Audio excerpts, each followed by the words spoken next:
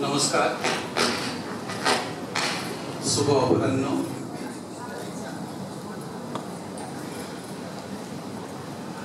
आज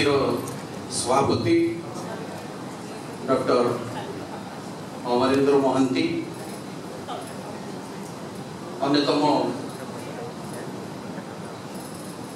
resource person कहबी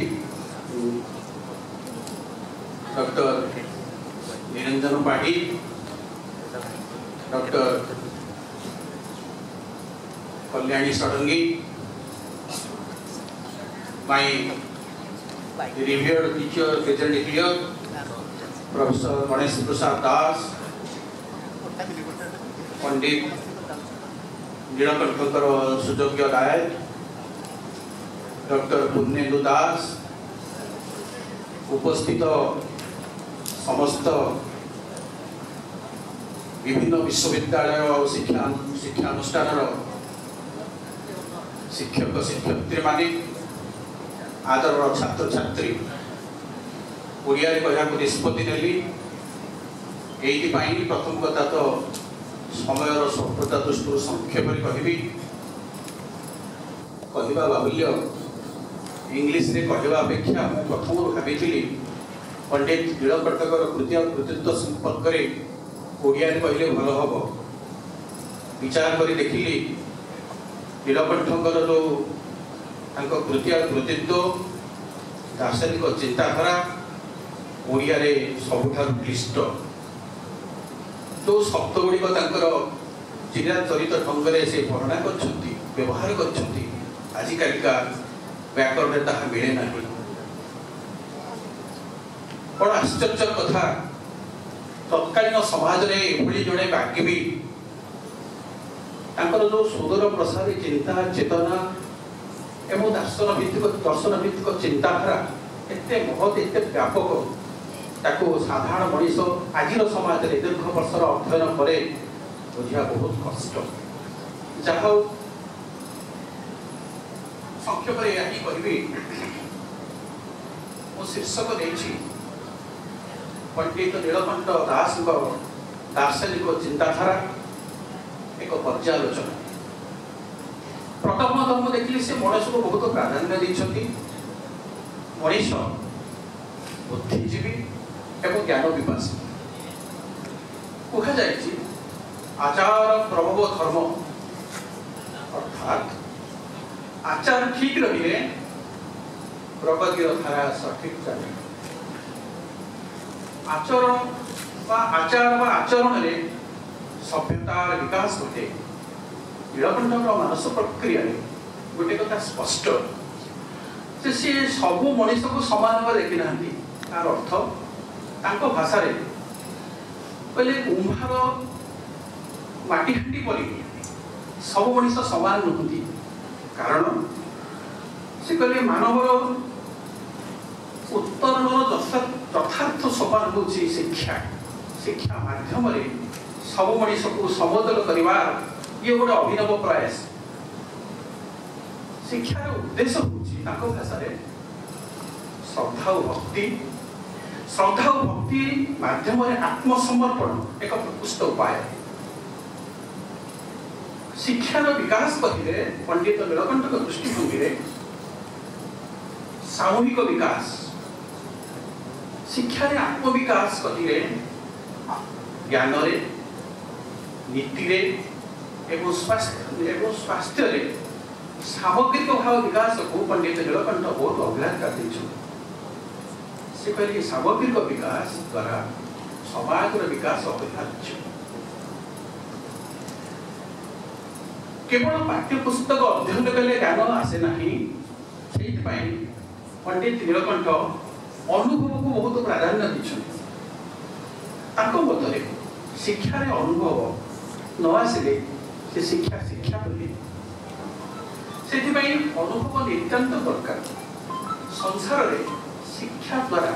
केते प्रकार लोक संस्पर्श आसिले एवं सब लोक को संस्पर्श नहीं बचा पड़ो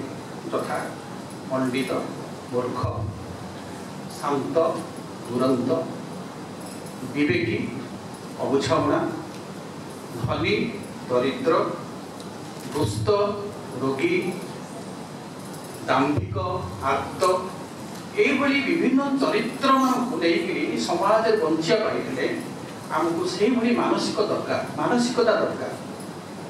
समस्त सहित चलने समन्वय भाव ने समाज सामग्रिक भाव में मनुष्य समाज विकास कर शिक्षा माध्यम शरीर मन एवं आत्मा विकास हुए आत्म संपर्क विशद विवरणी पाठ कराई से विषय मुझे ना केवल शिक्षा माध्यम से सामग्रिक भाव में शरीर मन आत्मार विकास कथा कहते एक उदाहरण देते प्राचीन भारत में व्यक्ति विशेष चरित्र एवं आदर्श समाज में आलोड़न सृष्टि करे तथा व्यास वाल्मीकि आर्यभट्ट आचार्य शंकर रामानुज यही विशिष्ट व्यक्ति को अध्ययन कले चरित्र विषय अवधारण कले आमको बहुत शिक्षा मिले असल कथा इच्छा शक्ति माध्यम समाज विकास हो से दृष्टि से आलोचना करमको से दूरदृष्टि दरकार गोटे शब्द व्यवहार दूरदृष्टि कह बुझू पूर्वापर विचार पूर्व आ पर विचार को लेकिन दूरदृष्टि भाव में दूरदृष्टि शब्द की व्यवहार कर दूरदृष्टि बल इच्छा को संयत कर अधिकार इतर व पशु लोक मान पशुपक्षी मान जहाँ मनीष से दूरदृष्टि अधिकारी चरित्र हूँ मानव सर्वस्व चरित्र हूँ मानव संबल और परम बड़ जहाँ आंतरिक इच्छा शक्ति कर्म प्रयास जिते महत जिते सुदृढ़ से परिमाण में महान कर्तव्य मानवर सहज धर्म कर्तव्य द्वारा मानवर चरित्र पूर्ण प्रकाश पाए किंतु कर्तव्य निर्दिष्ट होगा विधेय इच्छार संयम मानवर कर्तव्य क्रिया राशि उत्तम एवं विशृंखलित हो जीवन और मरण परस्पर परिपूर्ण भाव में जड़ित जीवन और मरण संपर्क से सम्यक सूचना दिखती जीवन एवं मरण सुख और दुख संगे नित्य संबंध अच्छी जीवन सुख पाइले मन हुए जीवन अभिवृद्धि घटुची जीवन दुख पाइले मन हुए जीवन नाशाड़क गति करुच्ची दुख और सुख सामग्रिक भाव में मनीष सबु भाव में विवेचना करने एक महत् कार्य सुख ही जीवन निकटतम उपाय सुख ही जीवन निकटतम उपाय समस्ते सुख पाइबा इच्छा करती सुख पाइबा पंथार जदि व्याघात हुए ताले मनीष कर्तव्य निवृत्त हुए मनीष कर्तव्य निवृत्त होगा सहज उपाय कारण पंडित नीलकंठ दृष्टिभंगी अलसुआ है एक सहज उपाय मन ही मानवर विशेषत्व मन में मानस प्रक्रिया एवं विचार शक्ति अधिक आमे माने पूर्व पुरुषर दाय एवं परवर्ती पुरुषर प्रवर्तक बुद्ध जैन जनक कृष्ण राम प्रताप विक्रमादित्य इत्यादि चरित्र यथेष्ट शिक्षा मिले जीवन केते गुड़े समष्टिर गोटे सामग्रिक भाव में समष्टि मात्र आ सब बड़ कथा है नीलकंठ भाषा क्रिया क्रिया हूँ इच्छार एक चाष मनर आधार हूँ बड़ इच्छा मनर एक विकास आ चरित्र आधार है इच्छा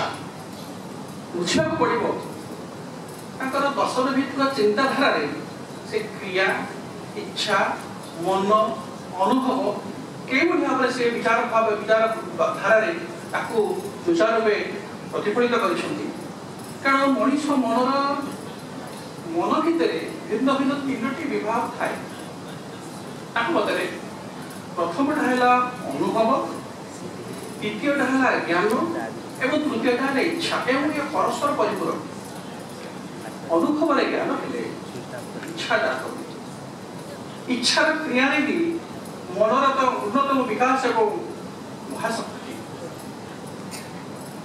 पंडित नीलकंठ विचारधारा जुक्ति हूँ मानवर विकास। आज जुक्ति संपर्क में बहुत किसी आलोचना होती समय स्वल्पता दृष्टि जुक्ति संपर्क में बेसी किसी कह समय भाव यह कहि जे विचारधारा पशुपक्षी मान पाखे बेसी भावावेश परिलक्षित हुए मनीष पाखे एत भावावेश हुए ना तेणु मनीष एक जुक्तिसंगत प्राणी जुक्ति को आधार कर जीवन में व्यवहार करे से दृष्टि मनीष सहज भाव में भावावेश अधिका दिया पशुपक्षी मानक सहजरे पोषा मन पारे पशुपक्षी मानक पोषा मनइबारे मनीष सफल हुए से आमको कहुई जे जुक्ति बाहरी हुआ दूरे रुह भावावेश सब बड़ कथा से किसी प्राधान्य देले इच्छा को संयत कर भाषा स्वच्छंद इंद्रिय सेवा जघन्य स्वच्छंद इंद्रिय सेवा जघन्य यह समाजर भ्रष्टता आने कामनेन्द्रिय कामना सब इंद्रिय बलवत्तम भोग कामना भितर सब असल कथा है मनीष मनीष जुक्ति छाड़ी भावावेश मार्ग आपणईले मतांध हुए मतांधर निराकरण नहेले मानव स्थिति संकटमय तेणु तत्कालीन समाज रे मतांध विरुद्ध मतांध को दूरे देवाई से जो मानसिक प्रतिबद्धता से समय समाज संस्कार भाव में मुझे देखुची अनुभव क्वचित देखा मिलता जहाँ नीलकंठ प्रथम भाव में साहित्य कृतित्व लेखनी बोले से सुंदर भाव में उपस्थापन कर मतांधर निराकरण नहेले मानव स्थिति संकटमय से मानव धर्म एक जुक्ति धर्म जुक्ति के आपणाइले स्थिति चुक्ति ही मार्गर विकास धीर प्रवीण लोक समाजर विकास रे पक्षपाती तेणु स्थितावस्था एक कार्यनिर्वाही अवस्था आने कहले आमको चुक्ति करने पड़ो चुक्ति कहले से व्यापक भाव में कहते जे चुक्ति हूँ गोटे अट्टालिका एक समय प्रवाहमान धारा जो प्रवाहमान धारा समाजर विकास हुए मनीषर सामग्रिक भाव विकास वस्तुर दर्शन ही आदर्श उपलब्धि दर्शन सूक्ष्म सूक्ष्मतर हुए दर्शन अनुकूल क्रिया बेसी अज्ञान भाव में विकसित हुए यह मन सन्देह ना तेणु मो मत समाज साहित्य हो समाज हो मनीषर चित्र चरित्र सब भितर से दर्शन को बहुत निकट भाव में लिखुते कहीं कहते पंडित नीलकंठ किसी दर्शन भित्तिक चिंताधारा थिला कि मुझे आलोचना कली भावुची यार उत्तर निश्चित भाव में आपण मान थी अधिक बाह्यक्त करेंगे ना समय स्वल्प दृष्टि विशेष भाव में कहले दर्शन दृष्टिभंगी ये देखिली बहुत भल भाव में कहते बहुरे एक बहु यह ही जागतिक समस्या बहुरे एक एवं एक बहु यह ही जागतिक समस्या मनुष्य भितर आहत हुए अनुसंधान करे एवं से अनुसंधान ही ज्ञान ये अनुसंधान ही ज्ञान एवं पाठ्य कर समाज विकास घटे मो मतरे यह महार्ग अवसर में कृतविद्या संतान मानकर अनवद्य कृति संपर्क आलोचना करवा पंडित नीलकंठ प्रति मो मतरे तथार्थ सम्मान समस्त धन्यवाद नमस्कार।